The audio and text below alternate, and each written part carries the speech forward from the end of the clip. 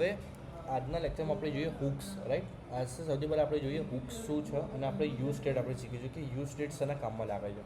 તો બેઝિકલી અગર આઈડિયા આપું તો હુક્સ અને આપણું એક સ્ટેટ મેનેજમેન્ટ તમને કરી આપે છે પ્રોપરલી. એટલે કે આપણે જે જાવા સ્ક્રિપ્ટમાં આપણે જે લાંબા લાંબા કોડ કરીએ છીએ બધા વેલિડેશન અપ્લાય કરવા માટે, કાં તો પછી લોજિક અપ્લાય કરવા માટે, ડેટા સ્ટોર કરવા માટે લોકલ સ્ટોરેજમાં, એ બધા માટે લોજિક આપણે લખીએ તો એનો જે કોડ હોય બહુ લાંબો થાય, રાઈટ. પ્લસ આપણે દરેક વસ્તુને પ્રોપર ફોર્મેટમાં લખવું પડે તો જ તમારે બધા સ્કેલેબલ પર્પઝ માટે થાય.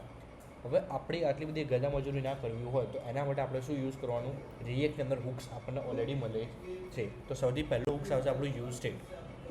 એક ફાઇલ ક્રિએટ કરું અહીં હું, use state example .jsx rafc અહીંયા.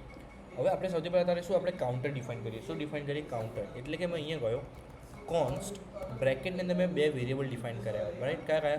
પહેલું તો મેં ડિફાઇન કર્યો કાઉન્ટ, બીજું ડિફાઇન કર્યું set count is equals to. હવે રિએક્ટનો એક રૂલ છે, કોઈ બી હુક્સ જ્યારે તમે કોલ કરો ને તો સ્ટાર્ટિંગનું જે યુએસયુ ને હંમેશા સ્મોલ લેટર્સમાં આવે. કયા લેટરમાં આવે?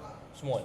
પછી કોઈ બી હુક તમે અગર એનું નામ લખો છો એ લેટર હંમેશા પહેલો કેપિટલ હોય. જેમ કે અહીંયા તારે યુઝ સ્ટેટ કર્યું તો આપણે જો સ્ટેટ કેપિટલ આવી ગયો અને એ ઇમ્પોર્ટ એટલે ઓટોમેટિકલી એ ઉપર ઇમ્પોર્ટ બી કરી લેશે. ડન છે. અને એ બ્રેકેટમાં હવે હંમેશા આપણે તેની ઇનિશિયલ વેલ્યુ ડિફાઇન કરવી પડે. શું ડિફાઇન કરવી પડે? તો અહીંયા આપણે કાઉન્ટર બનાવીએ તો 0 વેલ્યુ આપણે ડિફાઇન કરીએ. અહીંયા કઈ વેલ્યુ ડિફાઇન કરી? 0. હવે અહીંયા H1માં example of a use state લખીએ તો અહીંયા આપણું આઉટપુટ આવી ગયું. સ્ટાર્ટ કાઉન્ટ છે સર્વરના, સીડી પ્રોજેક્ટ નેમ, પછી npm રન દેવ, લિંક મળી ગઈ. ઓકે, આપણે પછી એને કોલ બી કરવું પડશે અહીંયા. તો અહીંયા મેં શું કીધું? Use state example. ડન છે. આવી ગયું. ઓકે, આટલું ખબર પડી ગઈ. શું કર્યું? સિમ્પલ.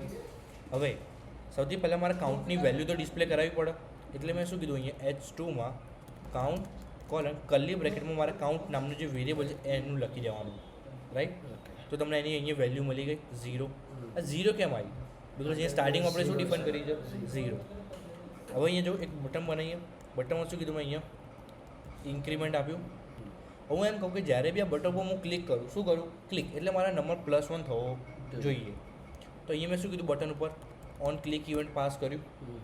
અહીંયા ગયો કોન્સ્ટ એક ઇન્ક્રીમેન્ટ નામનો આપણે શું બનાવ્યું? ફંક્શન ડિફાઇન કર્યો. શું ડિફાઇન કર્યો? ફંક્શન. અને મેં એમાં શું કીધું? સેટ કાઉન્ટમાં કાઉન્ટની જે વેલ્યુ છે એમાં શું કરી દે? +1 કરી દે. એટલે આપણે વેલ્યુ ચેન્જ કોની અંદર કરવાની?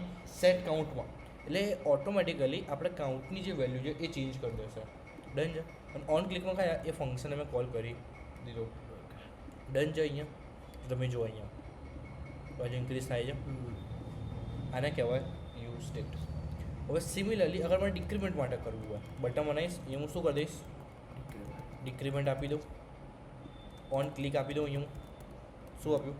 સેમ એવું ડિક્રીમેન્ટ આપણે એક ફંક્શન ડિફાઇન કરીએ. અહીંયા કોન્સ્ટ ડિક્રીમેન્ટ અને એરો ફંક્શન પાસ કર્યો.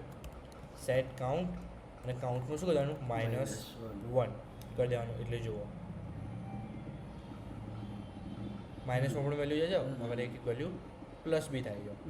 હવે આપણે રીસેટ માટે કરીએ કે હવે હું રીસેટ બટન પર ક્લિક કરું તો મારું બટન શું દે? વેલ્યુ રીસેટ થઈ જાય 0 ઉપર.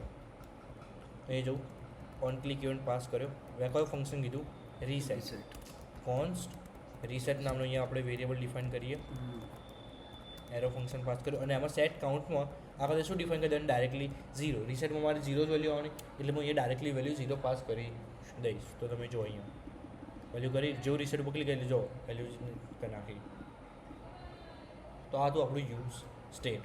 ડન છે. આઈડિયા આવી ગયો કઈ રીતે વર્ક કરે છે. ડન છે. આજના લેક્ચરમાં આપણે આજે આટલું રાખીએ.